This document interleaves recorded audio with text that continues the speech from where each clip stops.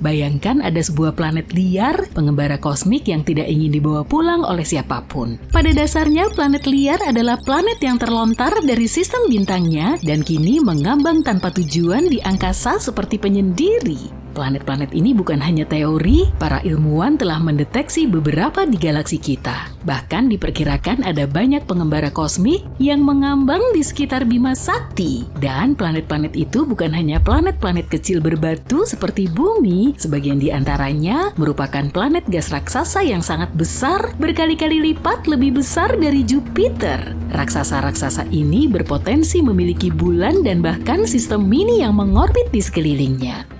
Contohnya aja salah satu planet liar yang paling terkenal yang kita ketahui memiliki nama yang rumit. Nih, baca aja sendiri. Planet ini berada sekitar 80 tahun cahaya dari Bumi dan ditemukan pada tahun 2013. Planet liar ini diperkirakan bermassa 6 kali massa Jupiter dan diyakini berusia sekitar 12 juta tahun. Dan ya, cuma karena planet-planet penyendiri ini nggak punya bintang, bukan berarti planet-planet ini sangat dingin. Planet liar masih bisa menghasilkan panas dan cahaya dari proses internalnya sendiri. Beberapa di antaranya bahkan punya medan magnet dan aurora sama seperti Bumi. Dengan kata lain, planet-planet yang tidak layak huni berpotensi untuk dihuni asalkan punya kondisi yang tepat. Jadi, seperti apa sih kehidupan di planet seperti itu? Apa mungkin kita bisa hidup di dunia seperti itu? Hidup di planet liar bisa jadi merupakan kehidupan yang sepi. Planet-planet ini tidak punya matahari yang hangat untuk bisa berjemur, tidak ada suasana yang nyaman untuk berpelukan, dan tidak ada tetangga kosmik yang bisa diajak barbeque. Karena itu kita harus kreatif, kita mulai dengan masalah yang paling jelas, kita akan kesulitan kalau tanpa cahaya dan panas. Jadi, gimana cara mengatasinya? Kita mungkin harus mempersiapkan beberapa pemanas ruangan yang bagus dan mengenakan pakaian luar angkasa yang modis dan super hangat. Atau kita bisa menemukan cara baru untuk menghasilkan listrik tanpa bergantung pada tenaga surya. Sebagai contoh, gimana kalau kita menggunakan energi panas bumi? Itu baru keren! Tiap planet memiliki sumber panas internal. Tanpa sumber panas ini, planet-planet tersebut cuma berupa batu-batu dingin tak bernyawa yang mengambang di angkasa. Panas internal ini bisa dimanfaatkan dan digunakan untuk memberi daya segala sesuatu. Mulai dari rumah, pabrik, hingga pesawat ruang angkasa. Seolah memiliki bak mandi air panas yang cukup besar untuk memberi energi ke seluruh kota. Dan kota itu kemungkinan besar akan terletak di bawah tanah lebih dekat ke sumber panas. Sementara untuk cahaya, kita mungkin harus membuat beberapa senter yang sangat terang. Atau bahkan mungkin kita belajar merekayasa genetika beberapa organisme berpendar untuk menerangi rumah kita. Bayangkan kalau ada pangkalan luar angkasa yang ditumbuhi jamur dan tanaman neon. Oh iya, ngomong-ngomong soal tanaman, kehidupan tanaman akan sangat sulit diperoleh tanpa bintang. Jadi apa dong yang akan kita makan? Kita bisa menggunakan ventilasi geotermal yang tadi kita bahas, atau reaksi kimia untuk menopang kehidupan kita. Mungkin kita akan mengembangkan selera terhadap makanan yang kaya belerang, atau kita akan mulai memfermentasi minuman kita sendiri dari lumpur vulkanik yang menggelegak. Yummy! Tapi selain makanan, kita punya masalah yang lebih penting nih. Hidup di planet liar akan sangat mengerikan. Beneran, kita bakal nggak punya udara. Soalnya nggak semua planet liar punya atmosfer yang baik dan stabil. Itu semua tergantung pada ukuran, komposisi, dan hal-hal lainnya. Tapi kalaupun rumah baru kita punya atmosfernya mungkin sangat tipis dan tidak stabil, nggak akan ada langit biru yang indah atau matahari terbenam yang dramatis untuk bisa dipandangi. Sebaliknya kita akan menatap ke ruang angkasa yang tak terbatas, di mana bintang-bintang akan tampak lebih terang dari sebelumnya. Dan gak usah bahas soal pola cuaca deh. Tanpa atmosfer yang menciptakannya, kita tidak akan punya hujan, salju, dan badai petir. Itu baru beberapa masalah kecil ya. Yang lebih buruk lagi, suhu di planet ini akan sangat berfluktuasi dari panas yang tak tertahankan bisa ke dingin yang tak tertahankan. Rasanya seperti tinggal di dalam oven yang selalu dinyalakan dan dimatikan. Dan terakhir, kita akan terpapar puing-puing luar angkasa dan radiasi kosmik. Jadi kalau nggak mau kulitmu gosong, kamu mungkin harus siap-siap beli sunblock dengan SPF yang tinggi. Jadi, gimana kita mengatasinya? Pertama, kita harus menemukan cara untuk menghasilkan oksigen sendiri dan mungkin menciptakan sesuatu seperti biosfer luar angkasa. Sebagai contoh, kita bisa menanam beberapa tanaman yang bisa menghasilkan oksigen, atau kita bisa belajar menyaring udara seperti alat penyaring udara berteknologi tinggi. Terakhir, ada masalah yang paling penting nih, menemukan air. Disinilah lautan bawah laut bisa membantu kita. Kita benar-benar menyelami berbagai kemungkinan ya. Tapi beneran, ilmuwan menduga kalau sebagian dari planet-planet ini memang punya lautan di bawah air. Rasanya seperti tinggal di dalam balon air raksasa yang terkubur di bawah tanah, dan tanah di bawah kakimu terbuat dari es dan batu. Dengan kata lain, kita bisa memanfaatkan lautan bawah tanah ini. Lautan bawah tanah dapat menyediakan sumber air untuk minum, pertanian, dan manufaktur. Mungkin juga dengan sumber daya dan material lain yang belum pernah kita lihat sebelumnya. Ngomong-ngomong, siapa tahu ada makhluk aneh yang mungkin bersembunyi di lautan bawah tanah itu. Tapi jangan khawatir, meski kita tidak punya oasis bawah tanah, masih ada pilihan lain. Kita bisa mendapatkan air dari komet, penambangan es, dan bahkan dari atmosfer yang kita ciptakan. Terakhir, kita perlu mencari dan menambang sumber daya untuk membangun rumah serta membangun hal-hal lain. Planet liar mungkin nggak punya sumber daya yang sama dengan planet yang mengitari bintang. Ini seperti lagi nyari harta karun di gurun pasir, gak ada yang pasti. Kita mungkin harus mengandalkan sumber daya dari asteroid terdekat dan hal-hal semacam itu. Dan kalau kita ingin mengambil sumber daya dari planet itu sendiri, kita mungkin harus mengebor berkilo-kilometer es dan batu. Tapi kalau kamu siap menghadapi tantangan ini, selalu ada peluang untuk menjadi kaya raya di planet liar. Dan siapa tahu mungkin kamu bakal nemu sumber daya baru yang bahkan lebih berharga daripada emas atau berlian. Bagus, kayaknya kita udah memecahkan masalah yang paling penting. Mungkin ada kesulitan-kesulitan kecil lainnya. Misalnya kita juga harus menghadapi siang dan malam yang sangat panjang, tergantung seberapa cepat planet kita berotasi. Kita juga nggak akan punya siklus siang malam yang normal dan teratur. Rotasi planet kita bisa sangat tidak terduga. Mungkin kita akan mengalami malam yang sangat panjang selama berminggu-minggu, diikuti dengan siang yang panjang selama berminggu-minggu yang bisa mengacaukan jadwal tidur kita. Kita mungkin harus membuat kopi yang sangat kuat supaya bisa bertahan melewati malam-malam yang panjang dan gelap. Tapi secara hipotesis, kita bisa beradaptasi dengan semua hal ini dan mengatasi semua tantangan. Dan sekarang, selamat datang di planet liar, tempat matahari tidak pernah terbit, tapi petualangan tidak pernah berakhir. Berkat teknologi canggih kita berhasil menciptakan lingkungan yang nyaman dan layak huni di dunia yang dulunya tandus ini. Langit di atas kita sekarang berwarna biru indah, dipenuhi dengan awan putih yang lembut. Sesekali ada kawanan makhluk yang terbang. Jangan tanya aku makhluk apa ya? Saat kita keluar dari habitat bawah tanah, kita akan disambut oleh dunia yang penuh dengan kejutan. Tumbuhan dan hewan aneh telah beradaptasi dengan kondisi unik planet ini. Beberapa di antaranya memiliki fitur bioluminescent yang bersinar dalam gelap. Hati-hati ya kalau kamu mau berenang di lautan bawah tanah. Mungkin saja di sana ada makhluk-makhluk aneh yang ingin memangsa. Ya, itu kita bahas nanti. Oke, untuk memulai, coba jawab teka-teki singkat ini. Angka itu jumlahnya tak terhingga, tapi angka apa yang paling tinggi? Jawabannya angkasa. Paham kan? Angkasa. Oke, mari kita kembali ke topik. Air adalah dasar dari kehidupan manapun di alam semesta. Jadi, planet berpotensi yang tidak berpenghuni harus memiliki air untuk mendukung keberlangsungan kehidupan. Banyak sekali syarat dan ketentuan yang harus ada. Planet itu harus berada di zona layak huni bintang. Barulah, suhu dan tekanan atmosfer di permukaan planet itu sesuai bagi bentuk kehidupan sederhana untuk mulai berkembang. Kalau terlalu dekat ke bintang, airnya akan menguap sehingga samudra dan lautan mustahil terbentuk. Inilah yang terjadi di Venus. Ukuran dan massa Venus mirip dengan bumi, tapi letaknya terlalu dekat dengan matahari dan tak satu pun kehidupan bisa bertahan di permukaannya. Kalau terlalu jauh dari bintang, calon planet kita akan terlalu dingin. Air hanya tersedia dalam bentuk es di permukaan planet seperti ini, tapi mungkin saja ada air cair yang jauh di bawah permukaan. Neptunus adalah salah satu contohnya. Selain itu, calon planet ini harus padat dan memiliki atmosfer yang melindunginya dari radiasi matahari, serta memungkinkan organisme hidup untuk bernapas. Di galaksi kita saja, bintang yang ada tak terhitung jumlahnya. Kamu tak akan bisa menghitung semuanya dengan pasti. Di dekat tiap bintang ini, mungkin ada suatu planet yang memenuhi syarat. Planet-planet ini disebut eksoplanet. Dan beberapa di antaranya mungkin berada di zona layak huni dan memiliki segala hal yang bisa mendukung terbentuknya kehidupan.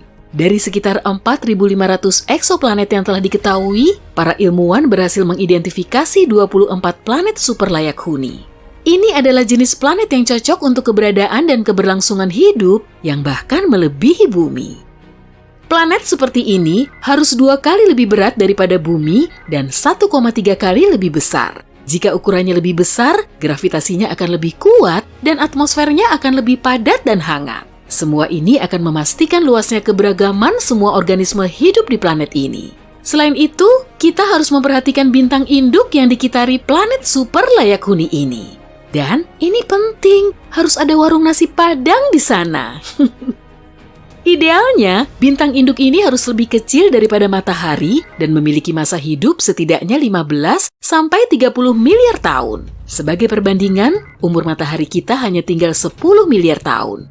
Dan butuh sekitar 4 miliar tahun sampai bentuk kehidupan kompleks muncul di sini. Bintang seperti matahari bisa kehabisan bahan bakar terlebih dahulu sebelum ada kehidupan berkembang di eksoplanetnya. Para ilmuwan menyarankan kita untuk berfokus pada bintang Katai. Ukurannya lebih kecil dan tidak secerah matahari. Tapi, rentang hidupnya bisa mencapai 20 sampai 70 miliar tahun. Dengan begini, organisme hidup akan punya cukup waktu untuk berkembang dan berevolusi.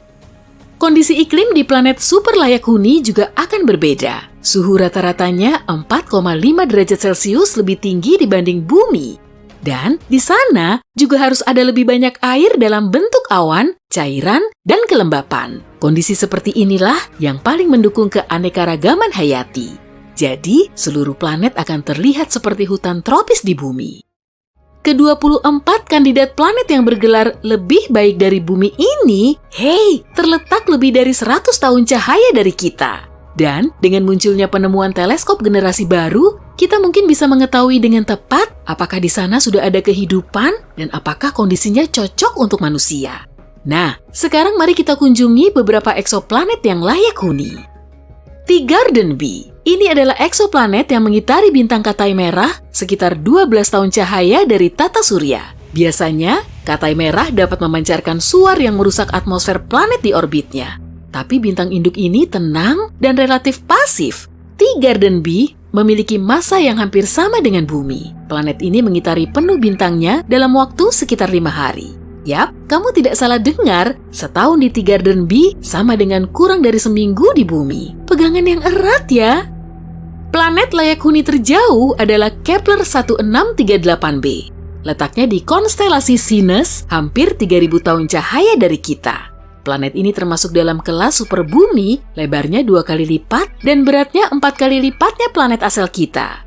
Gravitasi di sana akan terasa lebih kuat, bahkan lompatan biasa akan jauh lebih sulit bagimu dibanding di bumi.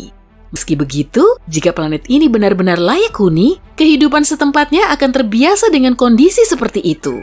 LHS 1140b, planet ini sangat berbatu dan padat. Meski ukurannya hanya 40% lebih besar daripada bumi, beratnya 7 kali lipat bumi. Gravitasinya kuat di sini sekitar 3,25.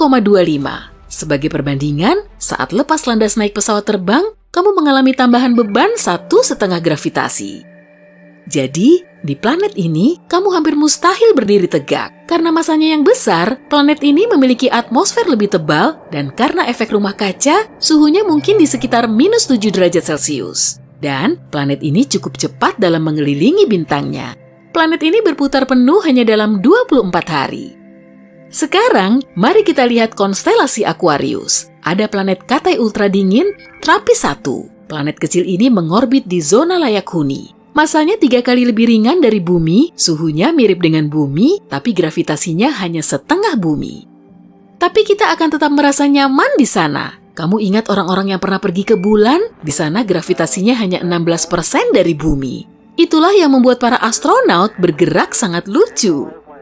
Kepler 452b berada dalam sistem yang seperti kakaknya tata surya kita. Bintang induknya hanya 11% lebih tua dari matahari kita, dan planet ini hampir 2 miliar tahun lebih tua dari bumi. Eksoplanet itu sendiri berusia 6,5 miliar tahun, sementara bumi 4,5 miliar. Tapi, kakak tata surya kita ini sangat jauh dari sini. Jika kita melaju dengan kecepatan pesawat luar angkasa New Horizon, dibutuhkan sekitar 26 juta tahun untuk sampai ke sana. Jadi jangan lupa bawa bekal nasi padang tadi ya.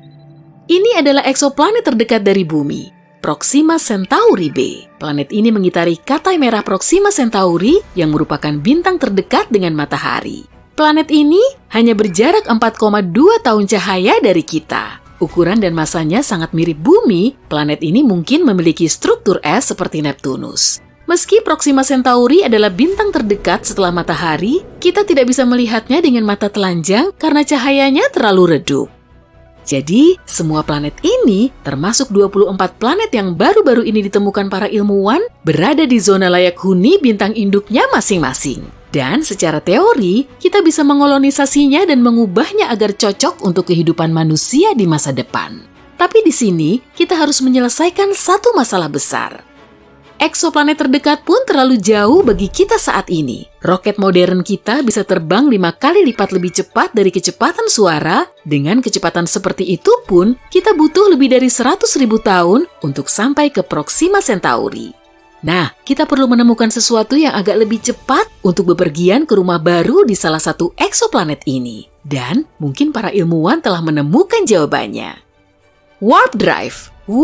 Ini adalah teknologi yang memungkinkan kita memanipulasi ruang dan waktu. Drive ini menciptakan semacam gelembung yang di dalamnya mengabaikan hukum gerak normal. Jadi, pesawat luar angkasa akan mampu secara signifikan bergerak melebihi kecepatan cahaya. Dan ini bukan dongeng fiksi ilmiah. Umat manusia sudah memiliki teknologi seperti itu meski baru secara teori. Namanya adalah Alcubierre Warp Drive. Tenang, kalau ini aku tidak mengada-ngada. Karena tak satu pun benda bermassa bisa bergerak dalam kecepatan cahaya, kita perlu melakukan satu trik. Pesawat luar angkasa harus bergerak dengan memampatkan ruang di depannya dan mengembangkannya ke belakang. Jadi bukan hanya kapalnya yang bergerak, tapi juga ruang dan waktu di dalam gelembung warp drive ini. Kecepatan maksimumnya pun bisa 10 kali lipat kecepatan cahaya. Tapi untuk membelokkan ruang dan waktu, pesawat yang dipakai harus sangat besar. Dan untuk menyalakannya, kita butuh jumlah energi yang mendekati total energi yang dihasilkan planet Jupiter. Namun, perhitungan terbaru dari Jet Propulsion Lab NASA menunjukkan cincin di sekitar pesawat yang seharusnya menciptakan medan warp tidak boleh bulat sempurna seperti yang diperkirakan sebelumnya. Bentuknya bisa seperti donat. Donat. Ini akan sangat menyederhanakan desain dan konstruksinya, serta memungkinkan kita menguji teknologi ini pada pesawat luar angkasa seukuran prop Voyager 1. Meski tampaknya masih mustahil, para ilmuwan sudah mengatakan, kita, dalam tanda kutip, masih ada harapan. Dan meski belum tahu teknologi apa yang akan digunakan, pada tahun 2069, NASA berencana meluncurkan misi antar bintang pertamanya untuk menjelajahi planet yang berpotensi layak huni di luar tata surya kita. Berbagai rumor menyebutkan kecepatan cahaya bisa dicapai dengan teknologi laser. Jika bentuknya sangat kecil, prop dapat diluncurkan ke bintang Alpha Centauri dengan kecepatan hampir setinggi kecepatan cahaya. Ada juga 2 alternatif lain untuk menggerakkan pesawat luar angkasa kita, yaitu energi nuklir dan energi dari tabrakan materi dan antimateri. Wah, teknologi ini masih menjadi misteri bagi umat manusia, setidaknya untuk sekarang. Kita tunggu saja. Ketika ilmuwan terus menjelajahi alam semesta yang luas, mereka telah membuat beberapa penemuan luar biasa yang membuat mereka punya lebih banyak pertanyaan daripada jawaban. Dari bumi super yang terik sampai dunia berbentuk bola sepak, penemuan eksoplanet di tahun 2022 benar-benar luar biasa. Jadi, berpeganganlah erat-erat, masa depan penemuan eksoplanet tampak lebih cerah dari sebelumnya. Pertama, tipe eksoplanet baru. Katai merah membentuk 70% seluruh bintang di angkasa.